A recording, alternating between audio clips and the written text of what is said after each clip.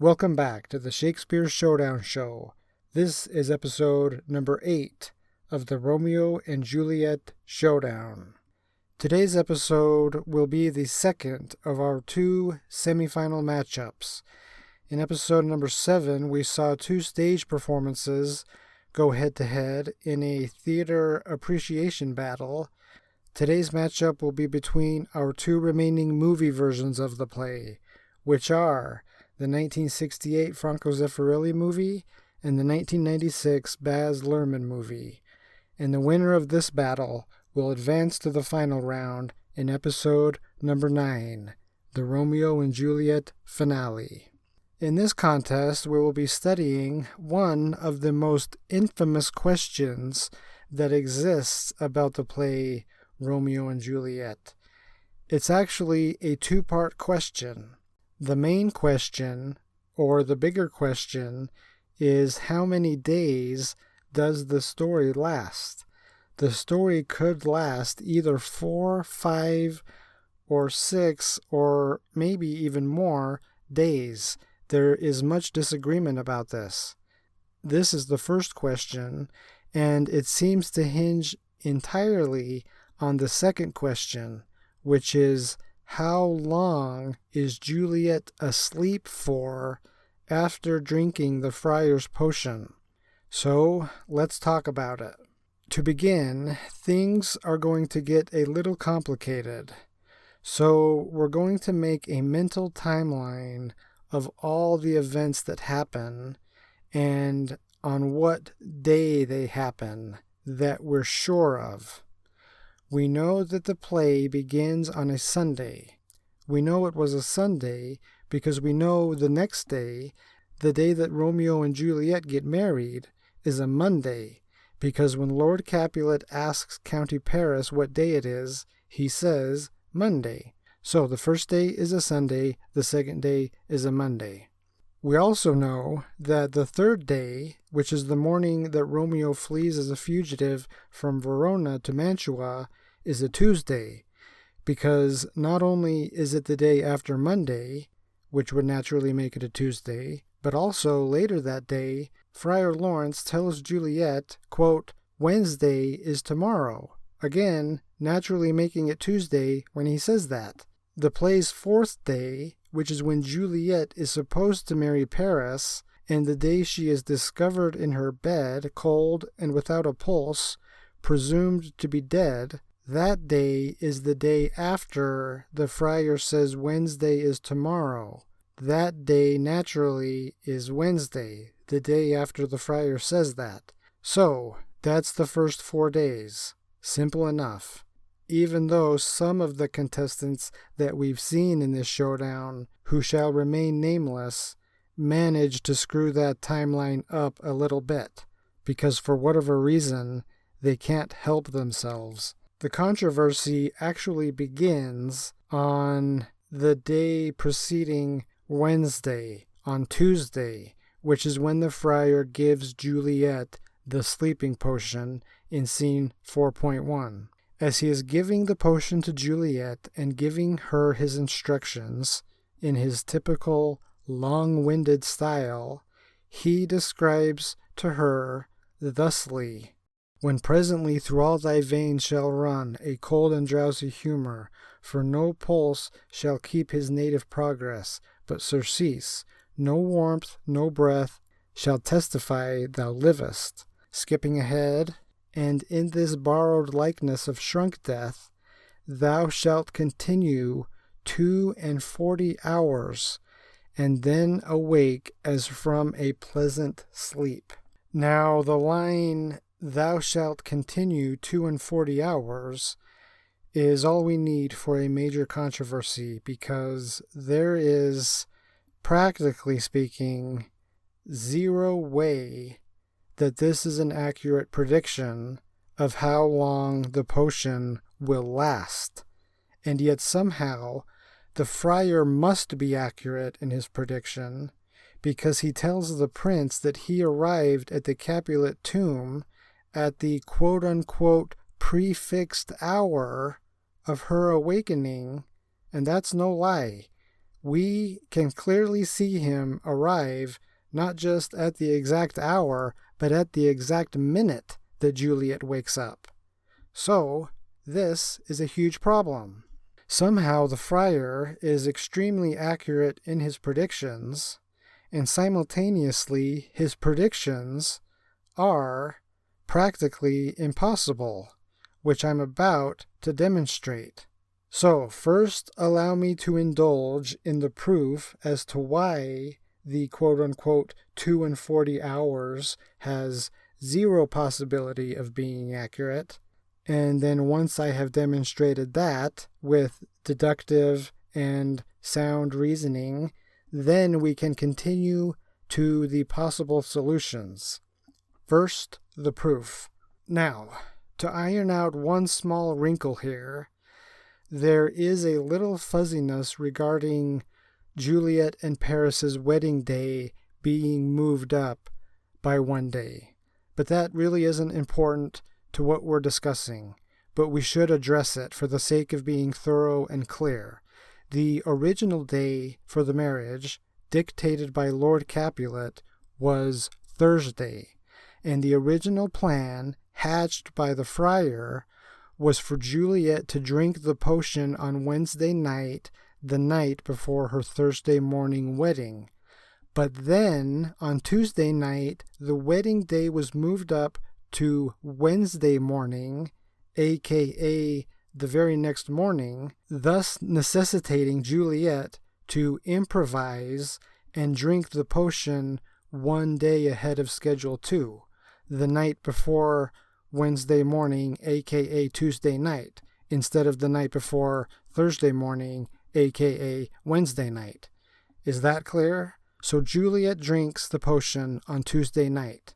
With that wrinkle ironed out, let me emphasize all that's important for this proof are two things: when Juliet drinks the potion and when she wakes up. Those are the only two things that matter. Other details that don't matter include what time shrift is on Tuesday, or how long it takes to ride on horseback from Verona to Mantua and back.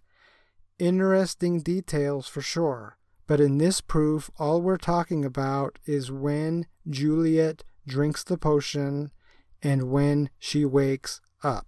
That's it. So, let's talk about when these two things happen.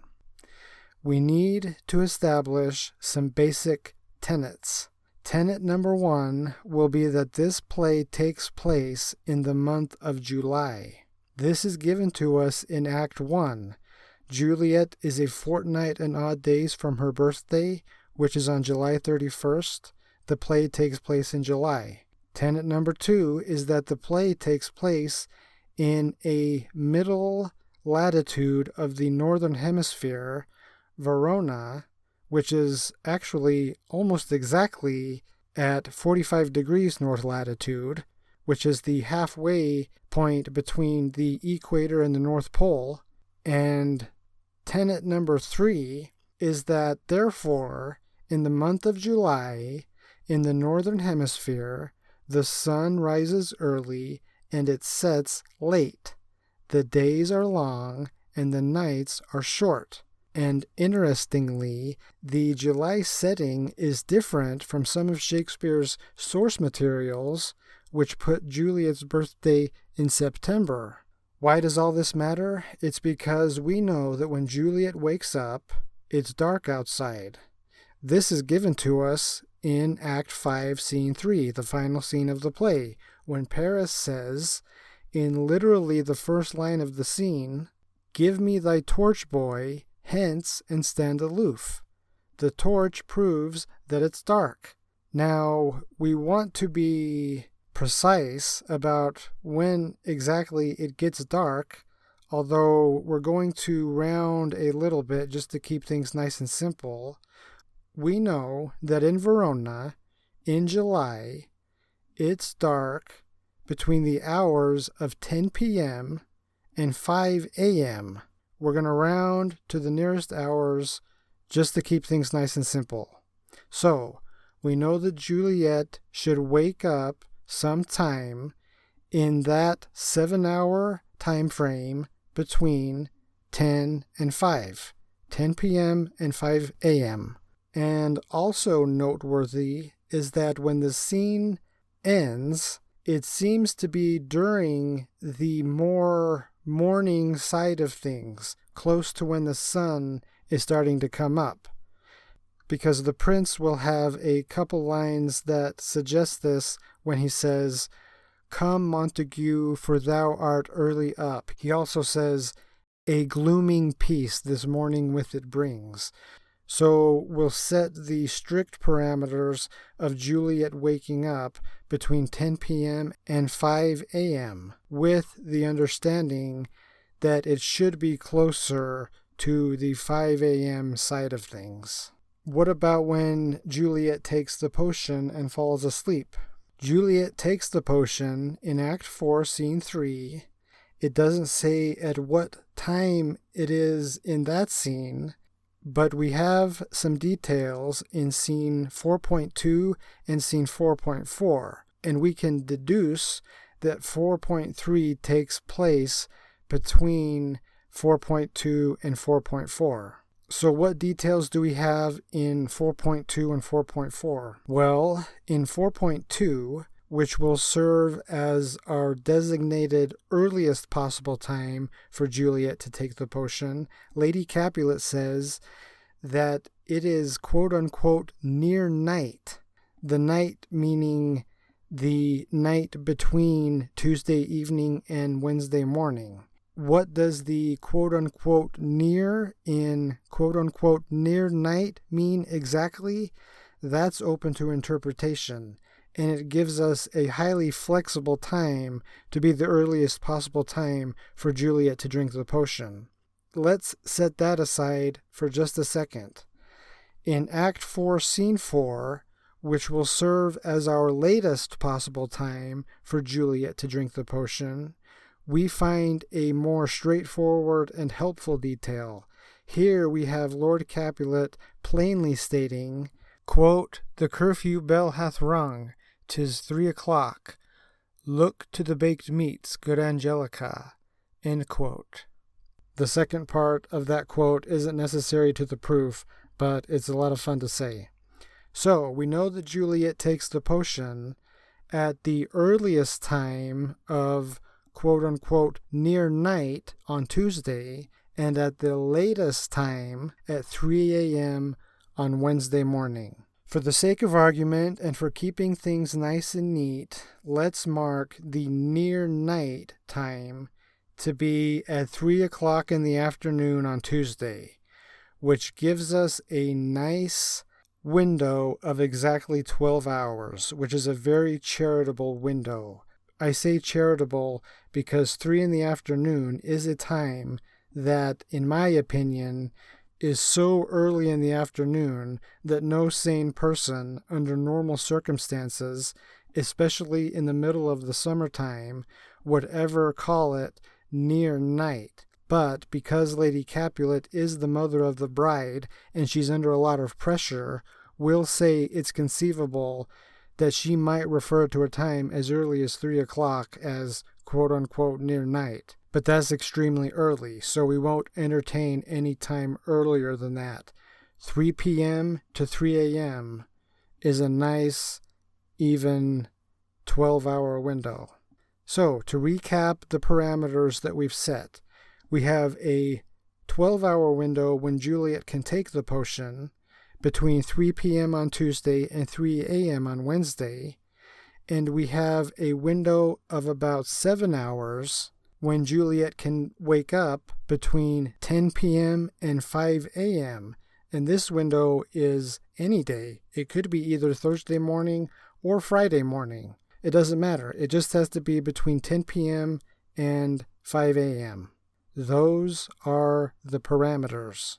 So let's make a diagram of these parameters so that we can visualize this. What we have here is a timeline of 3 full days from noon on Tuesday to noon on Friday. So each mark here on the timeline will represent 1 hour.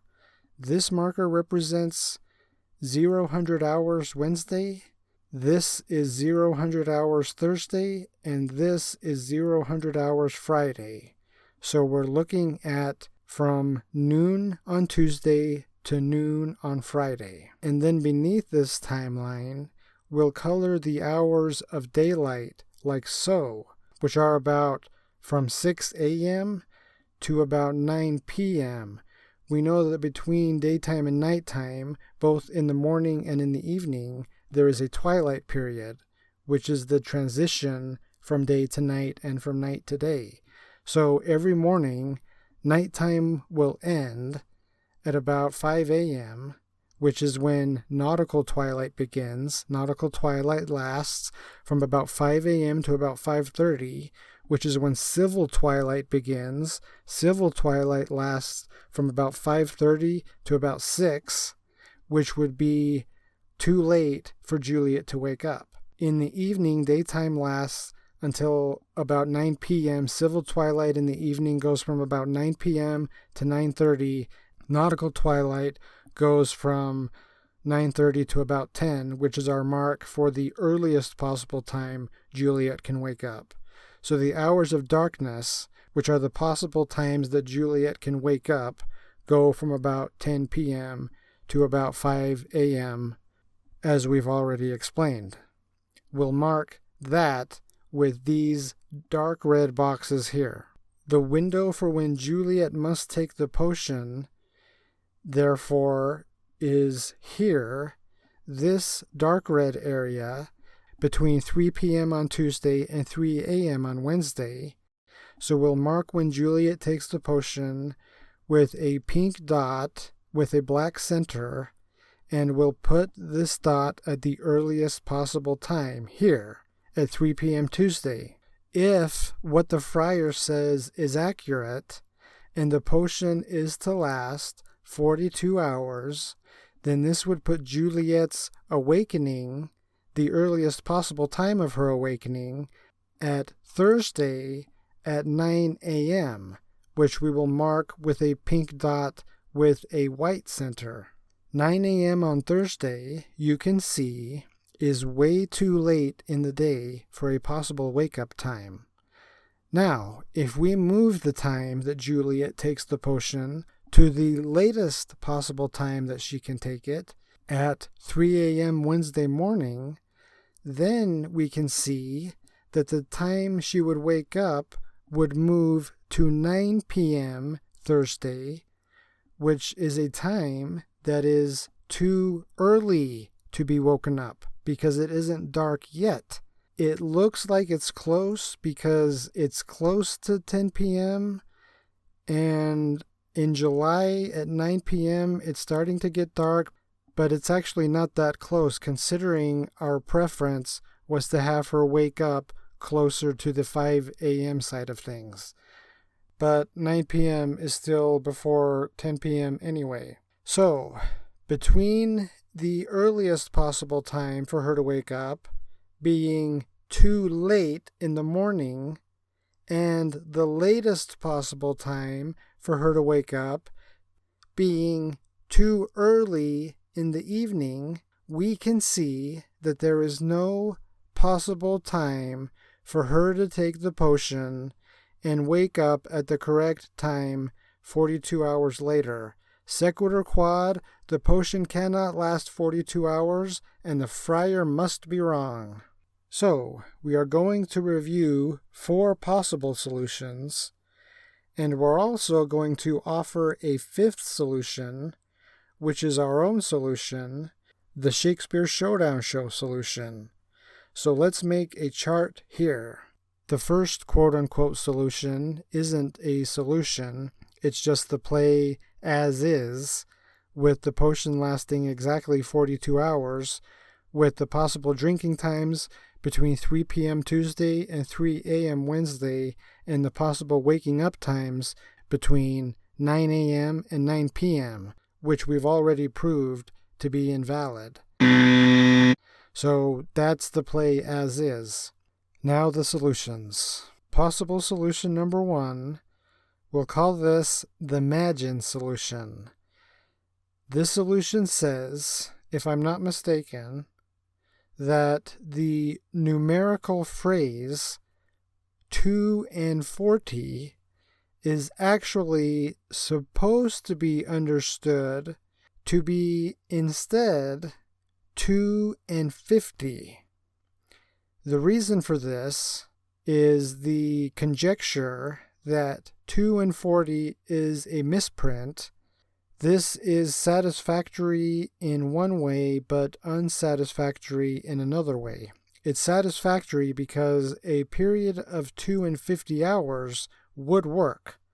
If, for example, Juliet took the potion sometime between 10 p.m. Tuesday and midnight and slept for exactly 52 hours, then she would wake up between 2 a.m. and 4 a.m. Friday morning. So in that sense, it works. It's unsatisfactory in the sense that there's no good explanation as to how the words 2 and 50 could be misprinted as 2 and 40. It would be plausible for the Arabic number 52 written in Arabic numerals 52 like this to be misprinted as the Arabic 42, the Arabic 4 in the tens place, and the Arabic 2 in the ones place, 4-2, like this. That's plausible. You can easily imagine making that error on a computer keyboard, but the number wasn't written with Arabic numerals or on a computer keyboard. It was written using the two words 2 and 40, TWOFORTY. Actually, FORTIE is how they spelled it. It's possible, I grant, that that's a misprint, but it's a hard sell to make. But that's the theory nonetheless. Possible solution number 2, we'll call this the Marsh Solution.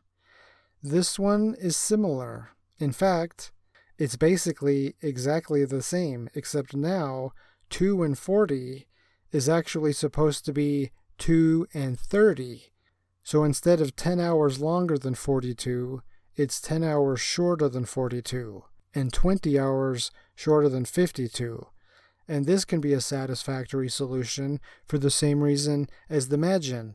Given our demonstration on the possible wake-up times for Juliet, it's easy to see how shifting this window by 10 whole hours in either direction would allow for a possible solution. In this case, if we shorten the time frame by 10 hours from 42 to 32, then Juliet could conceivably take the potion at, say, between 6 p.m. and 8 p.m. on Wednesday, and then wake up at a nice dark hour between 2 a.m. and 4 a.m. early Thursday morning, like this. So by changing the time frame, we get two seemingly plausible solutions.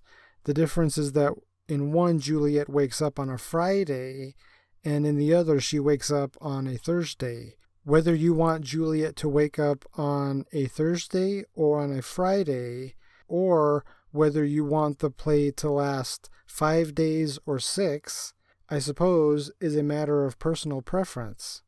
Thursday morning is nice because it's the very next day, which means that Romeo returns from Mantua in virtually the quickest time possible, and you avoid having an entire extra day in Verona when nothing happens, which would be a little bizarre.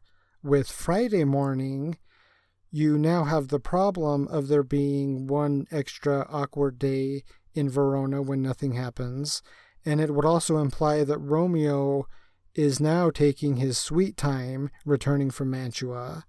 But a Friday morning awakening for Juliet has the one advantage in that it would make a nice biblical parallel, because if Juliet doesn't wake up until Friday morning, then that means she is in her tomb, part of 3 days, which is the same amount of time that Jesus was in his tomb. So both of these time frames have their advantages. Both of these explanations are satisfactory in the sense that they put Juliet's wake-up time at a nice, plausible, dark hour of the morning. However, they are both highly unsatisfactory in the sense that there's no satisfactory explanation as to how either 2 and 50 or 2 and 30 could be misprinted as the words 2 and 40. So the Marsh has the same problem as the Magin. And by the way, 2 and 40 is how it's written in all the Q1, the Q2, and the first folio. So there's no relief from this problem to be found going down that avenue. So, to recap these two solutions, it's easy to see why they may be tempting, but it's fair to say they have some inherent flaws. Possible solution number 3 is a little different. We'll call this the Tansel solution. This solution argues that the number 2 and 40 is a misprint once again, but that the number is actually supposed to be 4 and 20. This solution does have its own unique upsides. First of all, it puts Juliet's potion, drinking time, and her wake-up time squarely in the middle of the night, which is good. She can drink the potion at, say, 3 a.m. Wednesday morning and wake up exactly 24 hours later at 3 a.m. Thursday morning, having been buried sometime Wednesday during the day. That works perfectly fine. It also means that Romeo returns from Mantua the very next day.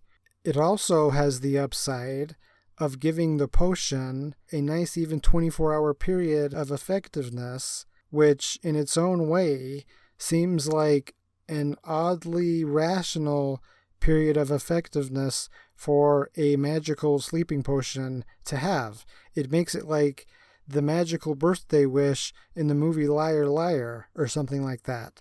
Periods of time that last exactly 24 hours are just satisfying no matter what's happening.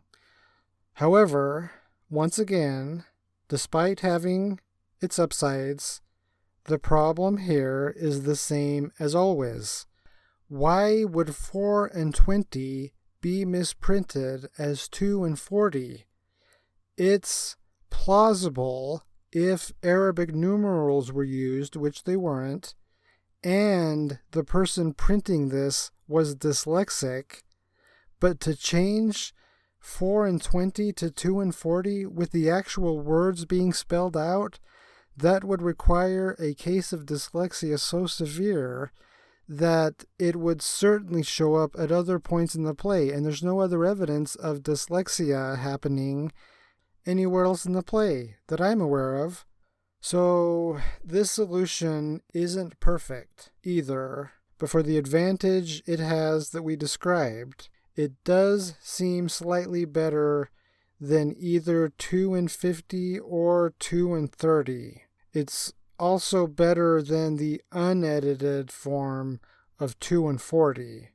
The best evaluation I can give it is that it's neutral. The text as is worse than neutral. This solution is neutral. The other two solutions, the Magin and the Marsh, are somewhere in between. This is the best we've got so far. Which brings us to solution number 4, which we'll call the summer solution, which is actually the most complicated of all. But before we explain the summer solution, we would like to offer our own solution, which we'll call the Shakespeare Showdown show solution, which is probably, if we're being honest, in the neutral at best category. So this probably won't satisfy anybody either, but in our humble opinion, it isn't significantly worse than the others. The reason we're doing our solution before the summer solution is because ours isn't as complicated as the summer. The summer is going to take a couple of minutes to explain. Ours is pretty convoluted, but it doesn't take as long to explain. So we'll do ours fast, and then we'll end with the summer. So, the Shakespeare Showdown show solution is as follows. If we think of the number 40 as the mathematical expression of open parentheses 4 times 10, close parentheses, then we can think of the phrase 2 and 40 as the mathematical expression of 2 plus open parentheses 4 times 10, close parentheses. Then, if we rearrange the operative parentheses here, acknowledging that this will change the value, and that's the whole point, then instead of 2 plus open parentheses 4 times 10, close parentheses, which makes 42, we can make open parentheses 2 plus 4, close parentheses, which is 6, times 10, which makes 60. With a 60-hour time frame, Juliet can take the potion at 5 p.m. on Wednesday evening, which is admittedly still pretty early in the evening, especially in July, but it's still within our limits, and she can wake up at 5 a.m. Friday morning, which is the perfect time for her to wake up. So in that sense, it works. Speaking purely astronomically, it also works biblically because Friday is the third day. The one advantage it has over the other solutions is that it doesn't rely heavily on a typo hypothesis. Nothing is being misprinted. It relies instead on having simply a discerning ear, or if not a discerning ear, then at least a determined one. If you're determined enough to do so, you can hear the words, quote unquote, 2 and 40, and with enough dedication, hear the number 60 hidden within it. 2 and 40, 2 and 4, T. 2 and 4 is 6, then 2 and 4T is 6T. It takes some effort, but you can do it. Anyway, back to the Summer solution, because this is actually really interesting. Summer's theory is as follows. He claims that the story Romeo and Juliet is set in the year 1582. The year 1582 is significant because 1582 was the year that Pope Gregory the 13th, XIII, Bishop of Rome and the head of the Roman Catholic Church, dictated by papal bull the transition from the Julian calendar to the Gregorian calendar. Now, a brief recap of the Julian and Gregorian calendars. The Julian calendar was implemented by Julius Caesar and went into effect on January 1st, 45 BC. The Julian calendar is based on a 4-year cycle consisting of 3 years containing 365 days and 1 year consisting of 366 days, known as a leap year. The Julian assumes a revolution of Earth to last 365 1/4 days, which is pretty accurate but not perfect. That estimation is a little too fast. The calendar gains 1 whole day every 128 years. In other words, every 128 years, the calendar will say that it's 1 whole day earlier than it should be. So by the year 1600, for example, the equinoxes, along with every other day, were a full 10 days off of when they should be. And by the year 2000, for example, they would be a full 13 days off, if I'm not mistaken. The Gregorian calendar is a revised and more accurate version of the Julian. The Gregorian is basically the same as the Julian, except for one new rule, that 3 times every 400 years, 1 leap year should be skipped. So in other words, 1 leap year should be skipped every 100 years, but then one of those skipped leap years should be reinstated as a leap year once every 400 years. So according to the Julian calendar, the years 1700, 1800, 1900, and 2000 would all have been leap years. In the Gregorian calendar, those 4 years, 3 out of the 4, 1700, 1800, and 1900, those 3 only, they stopped being leap years. So 3 times every 400 years, leap years stop being leap years. But the year 2000, the 4th century in that time period, that year got to remain a leap year. Or another way to think about it is all 4 stopped being leap years, but then the 4th one got reinstated and got turned back into a leap year again. The Gregorian is the more accurate calendar. In the early modern period, the defectiveness of the Julian calendar was well known by many important people, both scientific and religious, and it was apparent that a new calendar was needed. And not only was a new calendar needed, but it was also necessary to compensate for the 1.5 millennium of discrepancy that had already happened.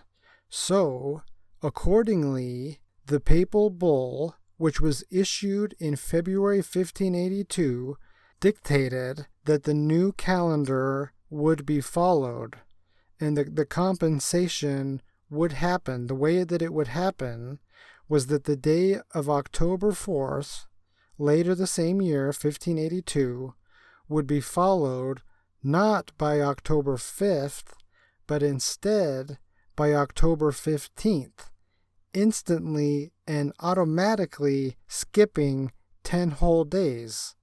According to the Gregorian calendar, therefore, the year 1582 only had 355 days in it. And this declaration was endorsed by the scientists Johann Kepler and Tycho Brahe. The opposition to it were the Protestants in places like Elizabethan England. England, in fact, wouldn't transition to the new calendar until the year 1752, 170 years later. Anyway, with that brief explanation over, it is Summer's claim that Romeo and Juliet takes place in July of that year, between when the transition was announced in February and when it went into effect in October. So what does any of this have to do with the friars 2 and 40 hours? Well, like I said, the calendar transition needed to skip 10 days. So a reading of the phrase 2 and 40 hours could mean 240 hours, the 100 being implied, with the 2 occupying the hundreds place if it's written in base 10 Arabic numerals, which it isn't, but stay with me. 2 and 40 could mean 240 hours, and 240 hours, naturally, is exactly 10 days. So this is very tantalizing. The number of days and the number of hours adds up perfectly. And obviously, with 10 days exactly, Juliet can drink the potion in the middle of the night and wake up in the middle of the night.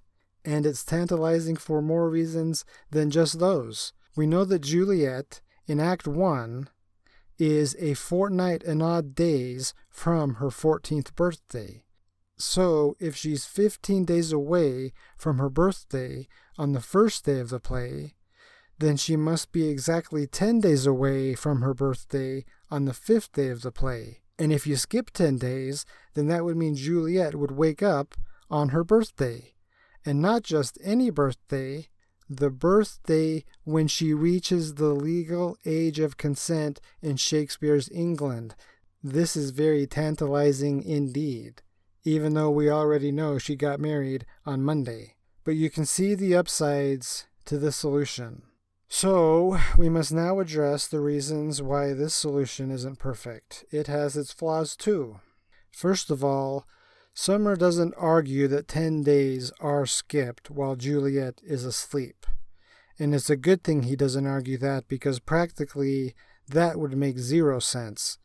None whatsoever. If 10 whole days of time was skipped, that would mean Juliet is asleep for a grand total of no time, which would be ridiculous. She can't be buried in a tomb if she's asleep for no time, so she has to sleep for some time. If we take 240 hours not skipped, then she would be buried in the tomb for literally 10 days of unskipped time, which would be way longer than necessary. Even if she can magically be revived after 10 whole days of not breathing, as if 10 days of not breathing is any worse than 1 day of not breathing, but stay with me, even if she can do that, we would now be left with 10 whole awkward days when nothing happens in Verona, instead of just 1, and it would also mean that, holy cow, does Romeo take his sweet, sweet time coming back from Mantua. This would mean Romeo comes back from Mantua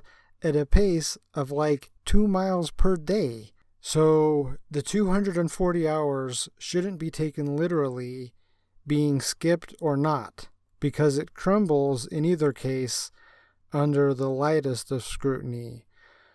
All Summer argues is that Juliet drinks the potion at the latest possible time of 3 a.m. Wednesday morning, and she wakes up at 9 p.m. Thursday evening, which we said was too early, but it's close, and we continue to say that.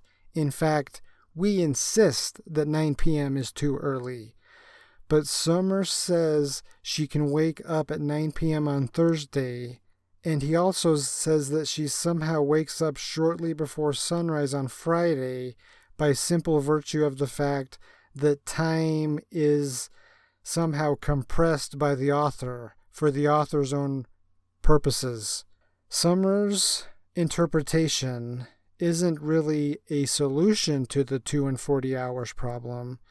It's merely a proposal for what year the play takes place, with a tantalizing coincidence having to do with the 10-day calendar transition embedded within it. And we're not even totally sure we buy the main proposal that the play takes place in 1582. Summer makes some very strong arguments in his own support, to be fair, which we won't go into them all, but they're there. But he makes some supporting arguments that are weak in our opinion. For instance, he claims that the play must be set in 1582 because of the prince's lines at the end of the play. The prince says, "A glooming peace this morning with it brings. The sun, for sorrow, will not show his head." Summer says that's a reference to a solar eclipse that happened, get this, on July 31st, Juliet's birthday, in the year 1590. And there was, in fact, a solar eclipse that passed over southern Italy on July 31st, 1590. That's true, and it's tantalizing. And it would have been partially visible in Verona at about 10 a.m., if I'm not mistaken.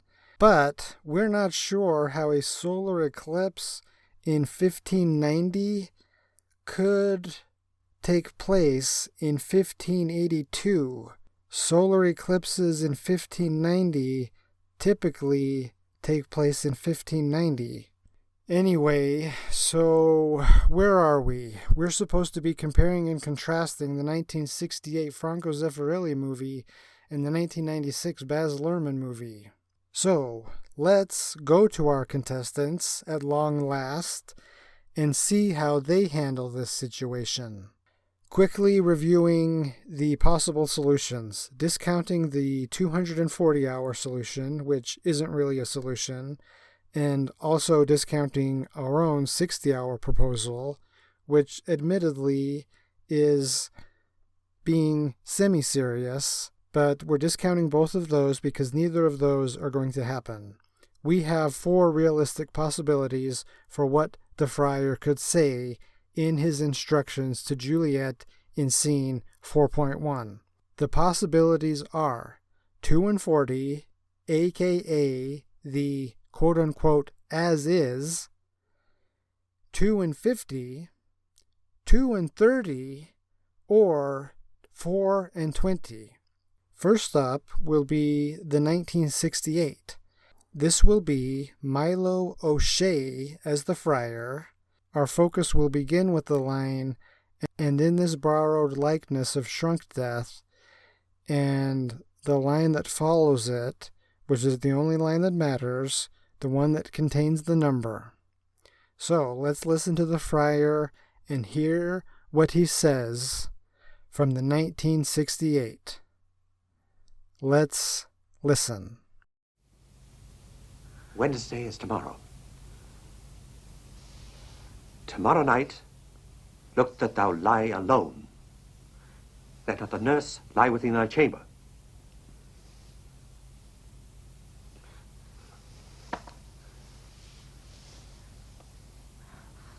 Take thou this vial, being then in bed. And this distilling liquor, drink thou off. When presently through all thy veins shall run a cold and drowsy humour, for no pulse shall keep his native progress, but to cease. No warmth, no breath shall testify thou livest. And in this borrowed likeness of shrunk death, thou shalt continue 42 hours.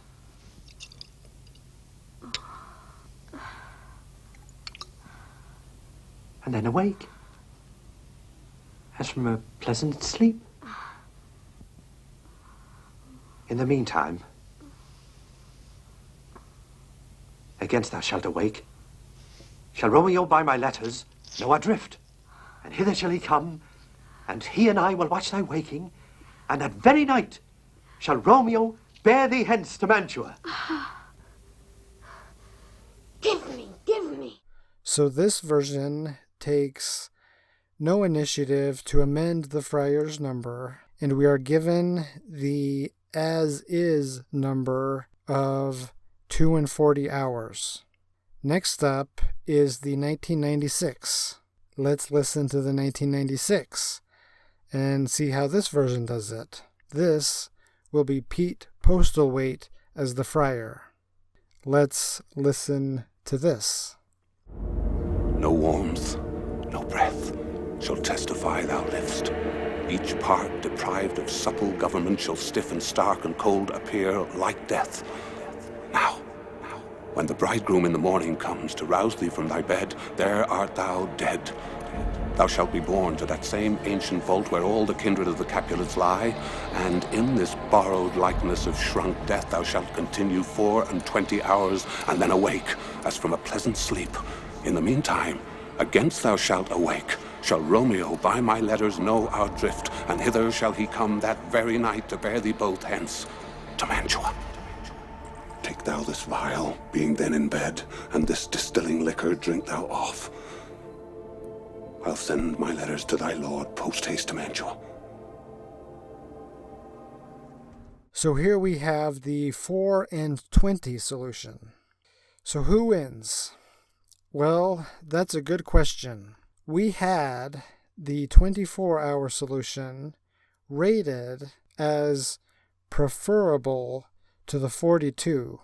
So by that standard, the 96 movie deserves to advance. But we would feel terrible eliminating the 68 because the 68, while demonstrating no initiative to amend the 42-hour problem, is only guilty of performing the play as the play is written. 2 and 40 is what's written. So does a contestant deserve to be eliminated for simply speaking the speech as it's written? We did eliminate the 1976 Thames TV movie for not amending a problem in scene 2.2 in round 3, but that was a different situation. That was a situation in which that contestant was toying with us. This situation is different because the 1968 movie, as we have seen, has been mostly guilty in this tournament of abridging too heavily. This movie, remember, completely removed the friar's speech at the beginning of scene 2.3. So what are we going to do? Are we going to complain that they cut out that speech, but then when they include this speech and they perform it exactly as it's written, eliminate them for it? That would make it seem like they can't do anything right. So this is a tough spot for us. So this is what we're going to do. The 1996 movie will win this round, and the 1996 movie will advance to the championship round to face off against the 1992 Stratford play for the Shakespeare Showdown show Romeo and Juliet Championship. It will be an all-90s championship match. The 1968 movie, however, will not be officially eliminated at this time. Instead, a gentler judgment will vanish from our lips, which is that the 1968 movie will be banished to Shakespeare Showdown show exile in the mysterious realm of Shakespeare Showdown show Mantua. Shakespeare Showdown show Mantua doesn't sound as dire as Shakespeare Showdown show Purgatory, which we had in episode 2, but it's still pretty bad. What does this mean? Well, it means that this contestant, the 1968, is not invited to participate in the championship match in episode 9 because it's in exile. Can it return from its exile? Can it return to Verona? Well, that is unknown. It remains to be seen how that could happen. I don't know. It might be possible, it might not be. All that's official now is that the 1968 movie is in exile.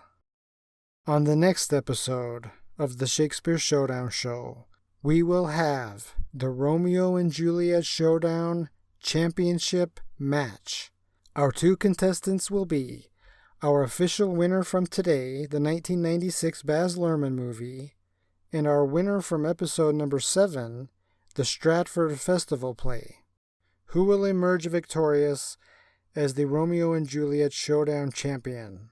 The 1996 Baz Luhrmann movie has shown a lot of creativity in their treatment of the play, mostly in justified ways and with enjoyable results. But will their cleverness finally get too cute for their own good and cost them the title of champion? Or will it carry them to glory? The 1992 Stratford play thus far has given us an admittedly mixed bag of positives and negatives, but its highlights have significantly outshined its lowlights, enough to earn it a well-deserved spot in the championship round, thanks mostly to Megan Follows as Juliet. Do they have enough highlights left in the tank, however, to defeat the 1996 movie? Or will they finally run out of tricks? And will we see the 1968 movie, currently lurking as a fugitive in Shakespeare Showdown show Exile, attempt to make a bold and audacious return? And if it does, what havoc could that possibly wreak for our championship matchup? The answers to all these questions and much more in the Romeo and Juliet Championship match next time on the Shakespeare Showdown show. Thanks for watching.